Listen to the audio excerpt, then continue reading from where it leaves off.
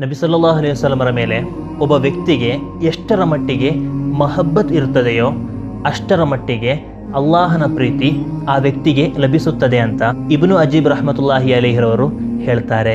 ಒಬ್ಬ ವ್ಯಕ್ತಿಯ ಸ್ವರ್ಗದಲ್ಲಿರುವಂತಹ ಸ್ಥಾನವನ್ನು ಲೆಕ್ಕ ಹಾಕುವುದೇ ಆತನಿಗೆ ಎಷ್ಟರ ಮಟ್ಟಿಗೆ ಹುಜೂರ್ ಕರೀಂ ಸಲ್ಲಲ್ಲಾಹು ಅಲೈಹಿ ವಸಲ್ಲಮರ ಮೇಲೆ ಪ್ರೀತಿ ಇದೆ ಎಂಬುದರ ಮೇಲಾಗಿದೆ. ನಬಿ ಸಲ್ಲಲ್ಲಾಹು ಅಲೈಹಿ ವಸಲ್ಲಂ ಮೇಲಿರುವಂತಹ ಮಹಬ್ಬತ್ ಹೆಚ್ಚಾದಂತೆ ಸ್ವರ್ಗದಲ್ಲಿರುವಂತಹ ಸ್ಥಾನವು ಕೂಡ ಹೆಚ್ಚುತ್ತಾ ಹೋಗ್ತದೆ ಅಂತ.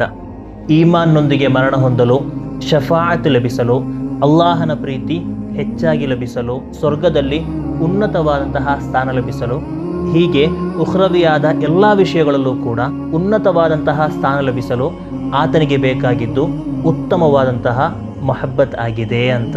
ಈ ಮೊಹಬ್ಬತ್ ಹೆಚ್ಚಾಗಲು ಹಲವಾರು ದಾರಿಗಳಿದೆ. ಅದರಲ್ಲಿ ಮುಖ್ಯವಾದಂತಹ ಒಂದು ದಾರಿಯಾಗಿದೆ, ನಾವು ಯಾರನ್ನು ಮೊಹಬ್ಬತ್ ಇಡ್ತೇವೋ ಆ ವ್ಯಕ್ತಿಯನ್ನು ನಾವು ಅರಿಬೇಕು. ಆ ವ್ಯಕ್ತಿಯ ಕುರಿತು ನಾವೆಷ್ಟರ ಮಟ್ಟಿಗೆ ತಿಳಿದುಕೊಳ್ತೇವೋ, ಎಷ್ಟರ ಮಟ್ಟಿಗೆ ಅವರು ನಾವು ಅರಿಯುತ್ತೇವೋ ಅಷ್ಟರ ಮಟ್ಟಿಗೆ ಮೊಹಬ್ಬತ್ನ ಪ್ರೀತಿಯ ಆಳ ಅಗಲವು ಹೆಚ್ಚುತ್ತಾ ಹೋಗುತ್ತದೆ ಅಂತ. ಆದ್ದರಿಂದ ನಮಗೆ ಹುಜೂರ್ ಕರೀಂ ಸಲ್ಲಲ್ಲಾಹು ಅಲೈಹಿ ವಸಲ್ಲಮರ ಮೇಲೆ ಮಹಬ್ಬತ್ ಹೆಚ್ಚಾಗಬೇಕಿದ್ರೆ ಹುಜೂರ್ ಕರೀಂ ಸಲ್ಲಲ್ಲಾಹು ಅಲೈಹಿ ವಸಲ್ಲಮರನ್ನು ಅರಿಯಲು ಪ್ರಾರಂಭಿಸಬೇಕು, ತಿಳಿಯಲು ಪ್ರಾರಂಭಿಸಬೇಕು. ಅವರ ಬಗ್ಗೆ ಹೆಚ್ಚೆಚ್ಚಾಗಿ ನಾವು ಕಲಿಯಬೇಕು. ಅರಿವಿನ ಆಳವು ಹೆಚ್ಚಾದಂತೆ ಮಹಬ್ಬತ್ನ ಆಳಾಗಲವು ಹೆಚ್ಚುತ್ತಾ ಹೋಗುತ್ತದೆ. ಈ ರಬೀನಲ್ಲಿ ಆದಷ್ಟರ ಮಟ್ಟಿಗೆ ಹುಜೂರ್ ಕರೀಂ ಸಲ್ಲಲ್ಲಾಹು ಅಲೈಹಿ ವಸಲ್ಲಮರನ್ನು ನಾವು ಕಲಿಯೋಣ. ಆ ಮೂಲಕ ಉತ್ತಮವಾದಂತಹ ಮಹಬ್ಬತ್ತನ್ನು ಹೆಚ್ಚಿಸಿಕೊಳ್ಳೋಣ. ಸ್ವರ್ಗಕ್ಕೆ ಅದೊಂದು ರಹದಾರಿಯಾದೀತು.